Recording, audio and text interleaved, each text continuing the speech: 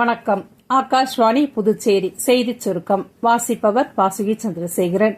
மத்திய உள்துறை அமைச்சர் திரு அமித் ஷா இன்று மகாராஷ்டிரா மாநிலம் புனேயில் 27வது மேற்கு மண்டல கவுன்சில் கூட்டத்தை தலைமையேற்று நடத்துகிறார். மேற்கு மண்டல கவுன்சிலில் மகாராஷ்டிரா, குஜராத், கோவா ஆகிய மாநிலங்களும், தாத்ரா நாகர் ஹவேலி மற்றும் டாமன் டையூ யூனியன் பிரதேசங்களும் இடம்பெற்றுள்ளன. வாரணாசியில் நடைபெறும் காசி தமிழ்ச் சங்கமம் வேற்றுமையில் ஒற்றுமையை வெளிப்படுத்துவதாகவும், ஒரே பாரதம் உன்னத பாரதம் என்ற உணர்வை வலுப்படுத்துவதாகவும் மத்திய சுகாதாரத்துறை அமைச்சர் திரு ஜே.பி. நட்டா தெரிவித்துள்ளார்.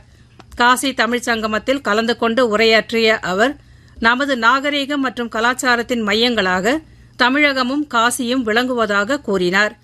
புதுடெல்லியில் 3 நாட்கள் நடைபெறும் வேளாண் அறிவியல் திருவிழாவை மத்திய வேளாண் மற்றும் விவசாயிகள் நலத்துறை அமைச்சர் திரு சிவராஜ் சிங் சௌஹான் இன்று தொடக்கி வைக்க உள்ளார். இக்கண்காட்சியின் கருப்பொருள் மேம்பட்ட விவசாயம், வளர்ந்த இந்தியா என்பதாகும். வரும் 24ஆம் தேதி நடைபெறும் நிறைவு விழாவில் அத்துறையின் இணை அமைச்சர்கள் திரு ராம்நாத் தாக்கூர் மற்றும் பகீரத் சௌத்ரி ஆகியோர் தலைமை விருந்தினர்களாக கலந்து கொள்ள உள்ளனர். தமிழகத்தில் முதன்முறையாக நடமாடும் பாஸ்போர்ட் சேவையை சென்னை மண்டல பாஸ்போர்ட் அலுவலகம் அறிமுகம் செய்துள்ளது.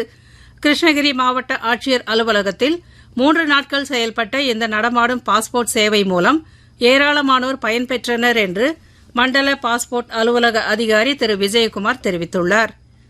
நாட்டிலேயே அதிக எண்ணிக்கையிலான கழுகுகளை கொண்ட மாநிலமாக மத்திய பிரதேசம் மாறியுள்ளது என்று வனத்துறை தெரிவித்துள்ளது. வனத்துறையால் அண்மையில் நடத்தப்பட்ட கணக்கெடுப்பின்படி மாநில அளவிலான கழுகுகளின் எண்ணிக்கை 12,981 அதிகரித்துள்ளது என்று அறிவிக்கப்பட்டுள்ளது. ஐஎஸ்எல் கால்பந்து போட்டியில் பெங்களூரு அணி ஒருங்கிணைந்த வடகிழக்கு அணியை 2-0 என்ற கோல் கணக்கில் வெற்றி பெற்றது. இத்துடன் இந்த செய்திச் சுருக்கம் நிறைவு பெறுகிறது. எமது அடுத்த செய்திச் சுருக்கம் காலை 11 மணிக்கு.